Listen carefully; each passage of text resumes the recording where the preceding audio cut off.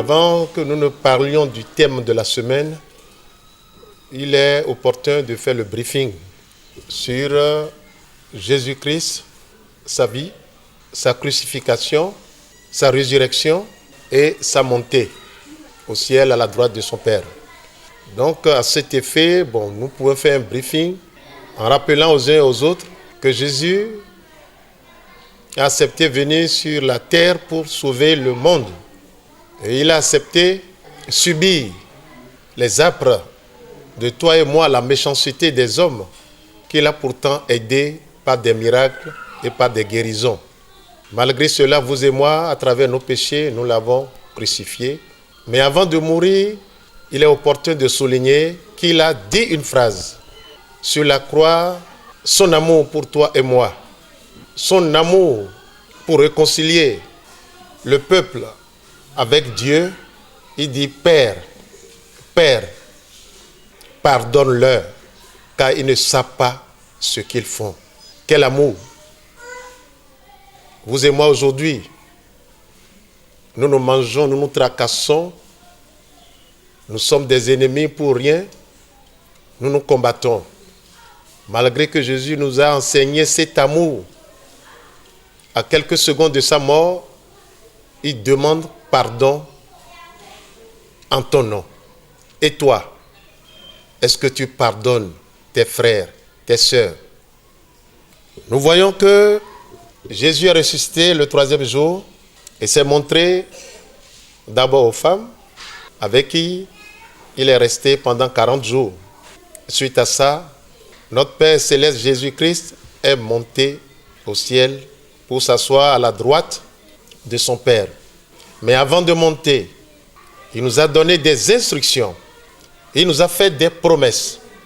La promesse, c'est que je ne vous laisserai pas orphelins. Jean 14, 18. Il nous a demandé de nous rassembler, de nous retrouver au même endroit, attendant sur son intervention que son Père puisse nous envoyer un consolateur qui est l'Esprit Saint. Et c'est ça qu'il nous dit dans Jean 14, verset 26. Mon Père enverra un consolateur qui est l'Esprit Saint, qui nous enseignera tout, qui nous guidera, qui nous dira ce que nous allons faire pour mériter le royaume des cieux. Et c'est ainsi que Jésus-Christ est allé au ciel. Quand le Seigneur des Seigneurs, le Roi des Rois, le Père Céleste fait une promesse, il tient toujours à cette promesse. Nous avons vu le premier jeudi jusqu'à maintenant que certaines personnes, les fidèles, dans toutes les paroisses, nous avons vécu la semaine sainte que nous continuons de vivre pour attendre ce moment principal qui est la manifestation du Saint-Esprit. Et si nous prenons l'acte 2 des apôtres, verset 17, ou Joël 2, verset 28, « Je répandrai mon esprit sur toute chair. Vos fils et vos filles prophétiseront. Les jeunes gens auront la vision et les vieillards des songes. » À l'avènement de ce jour de Pentecôte, j'enverrai le Saint-Esprit au-delà des apôtres, le Saint-Esprit, que ce soit vous et moi, païens, grecs, juifs, qui sont aptes à recevoir le Saint-Esprit. Seul Dieu sait à qui donner le Saint-Esprit, à qui accorder ce Saint-Esprit. Parce que on nous dit dans l'acte 2, verset 17, « Je répandrai mon esprit sur toute chair. » Les servantes, les serviteurs, tous en état de la foi vont recevoir le Saint-Esprit. Si nous nous référons à la lecture du jour, aux deux lectures du jour, Quand vous le demandez, Exode 31, verset 1 à 11, et 1 Corinthiens 12, verset 4 à 11, nous constatons que tous parlent du Saint-Esprit et des dons spirituels. Si nous nous référons à l'Exode 31, verset 1 à 11, nous constatons l'intervention de l'Esprit Saint, l'impact de l'Esprit Saint sur l'être humain. Mais il est à reconnaître que Dieu, c'est lui qui choisit. Que tu sois pauvre, que tu sois riche, tu peux demander l'Esprit Saint, l'Esprit de Dieu. Mais Dieu ne l'accorde que à celui qu'il veut. Dans notre première lecture, nous voyons que Moïse, dans le but de consacrer, dans le but de construire le tabernacle pour Dieu, a engagé un certain nombre de personnes. Mais Dieu a choisi des personnes autres que ceux choisis par Moïse. À cet effet, Dieu a appelé Moïse, comme il a souvent appelé. Il dit, j'ai choisi 2 personnes. Mon choix est porté sur Betsalil et sur Oholal, sur qui j'ai mis mon esprit. Nous remarquons que Dieu dit, il a choisi des gens qui étaient déjà des intelligents. Mais il a mis son esprit sur ceux-là pour leur donner la dextérité dans tout ce qu'ils auront à faire. La première personne que Dieu avait choisie était l'expert Betsalil. Mais seul, il ne pouvait rien. Dieu a préféré, après lui avoir donné l'intelligence, la dextérité dans toutes choses, fabrication du bois, perfection dans l'or, dans l'argent, dans le bronze, pour les ustensiles à utiliser, Dieu lui a accordé à travers l'esprit la dextérité en tout. Tout ce qu'il touche est bien fait. Ça, c'est Dieu qui le donne. Mais seul, il ne pouvait pas. Dieu a préféré lui donner un autre spécialiste dans le même domaine, mais avec d'autres dons. C'est M. Holalium. Et Dieu a appelé Moïse pour lui dire, j'ai choisi 2 personnes. Mais dans ces personnes, j'ai mis l'Esprit de Dieu. Cela veut dire que sans l'aide de l'Esprit de Dieu, sans le concours de l'Esprit de Dieu, l'expertise de l'homme dans n'importe quel domaine ne peut aller à son paroxysme.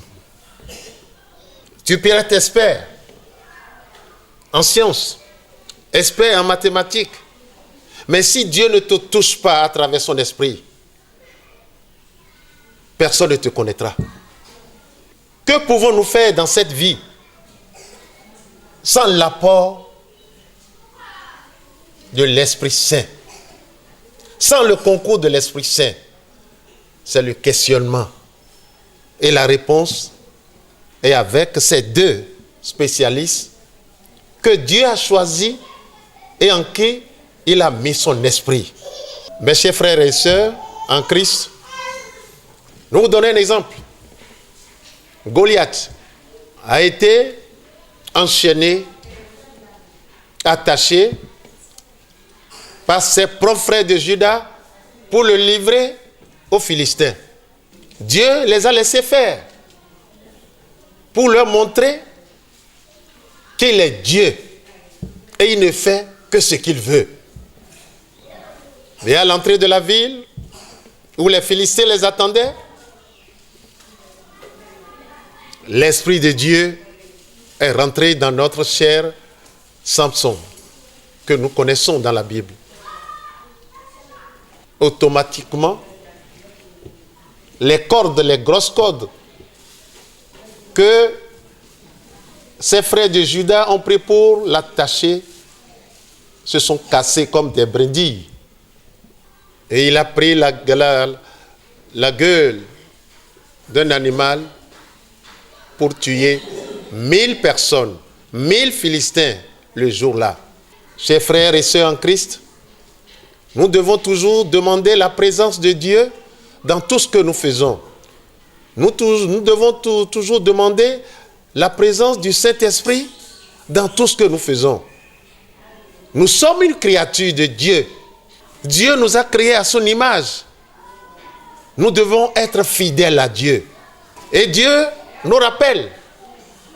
Oui. Moïse et les serviteurs, Moïse et les experts peuvent faire les travaux de la construction du tabernacle. Mais ils tirent la sonnette d'alarme sur le jour de sabbat. Ce jour de sabbat qui le relie au peuple d'Israël qu'il a franchi. Faites tout ce que vous voulez pendant 6 jours. Le 7e jour, c'est réservé à Dieu pour vous rappeler l'alliance qu'il a eue entre moi et ce peuple. Contrairement à ce qui se passe aujourd'hui, nous constatons que Dieu est intransigeant sur ce jour. Tous ceux qui voudront travailler ce jour seront mis à mort. Mais aujourd'hui, nous n'avons pas peur, surtout les femmes. Elles n'ont pas peur d'aller vaquer à d'autres obligations, pensant que Dieu ne les voit pas, pensant que la punition qui était auparavant, la mort, ça n'existe pas. Mes frères et sœurs, je vous demande d'avoir peur. Le jour de sabbat, que vous le veillez ou pas, si vous voulez avoir la bénédiction de Dieu, allez remercier Dieu par des actions de grâce. Allez célébrer Dieu, le Seigneur, le roi des rois, pour tout ce qu'il a fait dans notre vie. Ce faisant, Dieu va vous habiliter, il va vous réhabiliter. Il va vous ouvrir les cieux. Il va vous ouvrir les écluses pour que vous ayez ce dont vous avez besoin pour vivre dans la prospérité. Mes frères, mes sœurs en Christ, nous devons remercier Dieu à tout instant. Regardez tout ce que Dieu nous donne gracieusement, gratuitement. Vous avez la vision gratuitement. Vous avez le don de l'interprétation gratuitement. Le don de faire des miracles gratuitement. Malgré Jésus-Christ qui a promis à travers son Père qu'il ne va pas nous laisser orphelins. Il enverra le Saint-Esprit le jour de Pentecôte. Vous êtes en train de voir déjà les prémices de la réalisation de la promesse de notre Père Céleste. Et nous sommes en train de vivre ça sur toutes les paroisses. Qu'est-ce que ça va donner le jour de Pentecôte? Seul Dieu le sait, car il a déjà programmé. Frères et sœurs en Christ, pour conclure, nous donnons comme enseignement, car on ne finit jamais d'apprendre. Essayons d'avoir la charité. Au-delà de l'Esprit Saint qui est en toi, si on te donne le don des miracles, et que tu fasses des miracles, et que tu penses que tu es au-dessus de Dieu, tu n'as pas l'humilité. Si avec ces dons, tu fais du mal, tu n'iras pas au royaume de Dieu. Que Dieu nous donne la charité, que Dieu nous accorde son amour, que les dons que nous espérons pour la Pentecôte, que Dieu daigne que toutes les paroisses reçoivent ces dons, reçoivent le Saint-Esprit, qui ne fait que donner une autre dimension à notre Église. N'hésitez pas à liker la vidéo si elle vous plaît et si vous êtes nouveau sur la chaîne, n'oubliez pas de vous abonner et d'activer la notification pour ne rater aucune de nos prochaines vidéos. Oshofa Prise TV. Tout pour la gloire de l'Éternel, Dieu d'Oshofa.